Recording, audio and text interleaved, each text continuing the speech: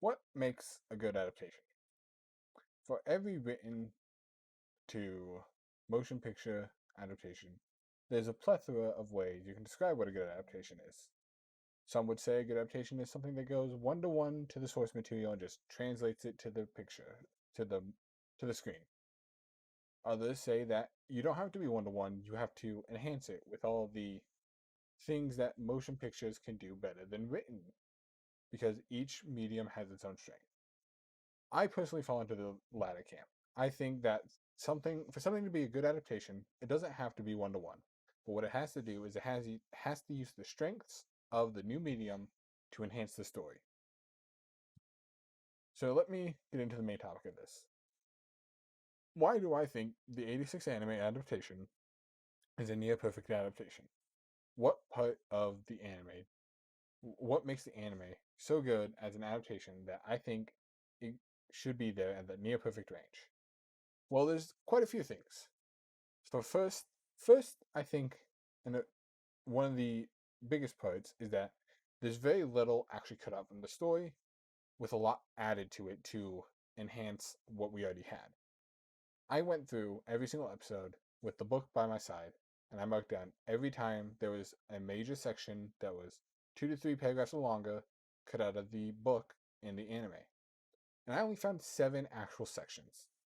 Of those 7, one of them was another section that was kept in the anime just from a different point of view, which understandable why they cut that out. You didn't need the second point of view. One of them, and actually not one of them, sorry, 2 to 3 of these, 2 to 3 more of them were replaced by anime original scenes that, in my opinion, served the same purpose but did it better, and did it better in a way that only a visual medium could do it. In comparison to that, I found 22 added or moved sections in the anime when compared to the book.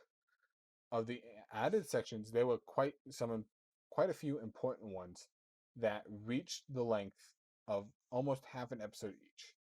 A good example of this is the second half of episode 1 of the anime.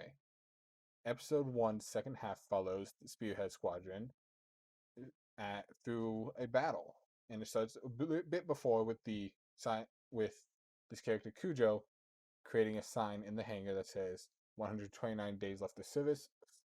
I'm not going to say it because YouTube. Bleeping glory to the Spearhead Squadron. Now, and then that scene ends with Kujo's death. It's a very, in my opinion, emotional scene, and it serves its purpose long enough to get you to care about this one character before killing them off, which and then shows just how deadly the show can be, that no one really is safe. That entire section was anime original. None of that was in the book. The book starts out chapter 2, where that would have gone 10 days after that fight. It's already done, nothing to be said about it. And that's what I think a lot of these anime original scenes do. Another good one is the beginning of episode 6 with the cherry blossom tree dance party scenes. A lot of the anime original scenes serve the purpose of building up characters that weren't really built up in the light novel. Yes, there are certain scenes that build up characters that were already in the light novel and kind of replace other scenes, but the main purpose that they do and that they serve is to build up all these characters that in the light novel barely got screen time, and a lot of them were off-screen deaths, which makes the on-screen deaths that they show in the anime all the more impactful because they spend time building these characters up only to kill them off. And it feels a lot more impactful in the anime. Now, the other thing that they do is they moved scenes around.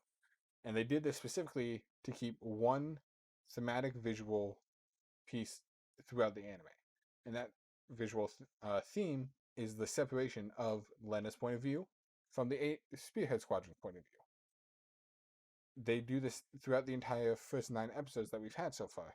They have a, the first half of the episode is one point of view, then it switches, and the second half of the episode is the other point of view. And in doing this, they show a lot of the scenes that were already in the light novel, but you only got them from one perspective. And then they take this, they show you both perspectives, they show you everyone's thoughts and feelings on what's happening. It's a great way to increase the emotion and the impact from the story without adding so much. Because a lot of these 22 added and moved sections were things where they moved 2 to 3 pages back like 5 pages so that it would be all of Lena's point of view in one go, and then all of the Spearhead Squadron's point of view in one go. Now, a really important part of any motion picture that books do not have is the sound design. Written text cannot have sound design. They it inherently is not possible. But anime, movies, TV shows, they all can. And because of this, I do feel the need to talk about the auditory component to this series. Because I think the auditory component is one of the things that really enhances the show in a way that I don't think anything else can really enhance it as much as the auditory, as much as this. First off, the sound design department really hit the nail on the show. Everything from the shots between the Juggernauts and the Legion sounding wildly different, but still both having an impact worthy of being cannon fire, to such simple things as the rain and how the sound steps walk when they're walking. It's very background things, but it really helps make you feel like you're watching this in an actual world. Now, the voice directors, I gotta give them complete credit, as well as the voice actors and actresses, because they blew it out of the they blew it out of the water when with certain scenes. They really poured in a lot of emotion into scenes that were already emotional in the book, and they just poured it in and added on top of it some important, like some major things I thought were done really well were Theo's explosion at Lena in episodes 3 and 4, which again, one of those things where it showed it from both perspectives due to the switching between scenes, whereas in the book it was really only shown by one perspective per each part.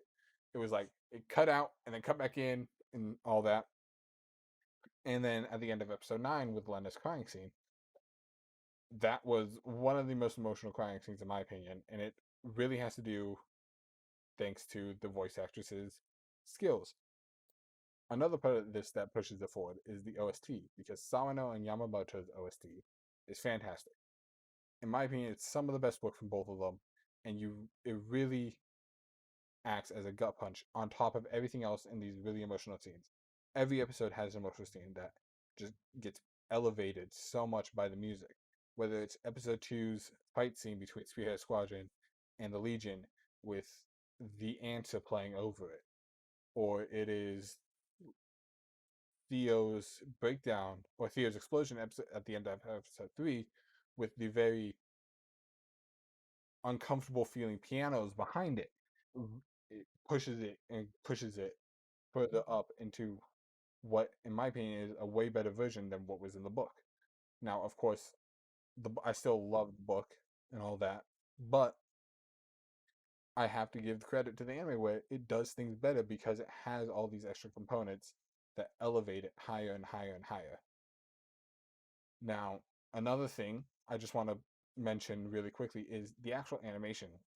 A1 did phenomenal with the non-mech animation here, where there are scenes in not all the episodes, but a good portion of them where like two characters talking in any other anime would just be them side by side with the mouth flaps flapping for like 2 minutes. But in 86, they make sure to really go in and show the small emotions and small movements in a character while they're talking. Things like a small hand movement to show someone's angry or like they turn a bit faster, things like that. And it really shows, especially when Lena is talking to Annette in the lab, there's a lot of these small facial details that change as they're talking, or the hands actually move while they're talking. It's something you don't see a lot in anime because it just takes a lot of time to help do that. And it's just one of the things I want to give to the anime where it does it really well, where most anime don't. Now, sadly, not everything with this adaptation is perfect, but this isn't really due to A1 Pictures or any of the other studios that are on the Japanese side or any of the voice actors, nothing of that. What this has to do is, as you can see, I'm American. I live in America. My Japanese is not up to par to be able to watch anime without subtitles, so I have to rely on subtitles. Now, because I'm American, that means Funimation, Crunchyroll, or fan subs most of the time. Thankfully, with 86, one of the, I believe it's Southeast Asian countries, the like anime streaming service didn't region lock 86 for some reason, and they actually had good subs. But specifically with Crunchyroll, its subbing wasn't bad for 86, but there's definitely problems with Crunchyroll's subbing. Things like different words being mistranslated or words being dropped from sentences. I think this was the biggest the most egregious thing in the subbing was they dropped words from sentences, which caused the implications of the sentence to drastically change in certain areas. And it, like, I know it's not fair to judge the entire adaptation on a thing that is done for convenience for other languages, but it still affects it enough that I can't really say it's a perfect adaptation almost because of that. And I really hope Crunchyroll goes back and resubs these small things, but of course they're probably not because they're the big company. But for those who don't know, I do really love the book, and I've loved this adaptation so far. I can't wait to see what they do with Volume 2 and 3 in the last two episodes of this season and all of Part 2 in the fall. So, with that, do you guys, if you are light novel readers, think this is as good as an adaptation as I do? If you're not a light novel reader, is this still something you like? Is it something you like to come back to every week? Let me know in the comments below. And with that, I hope you guys all have a good morning, day, or night, wherever you are. And I will talk to you all in the next video.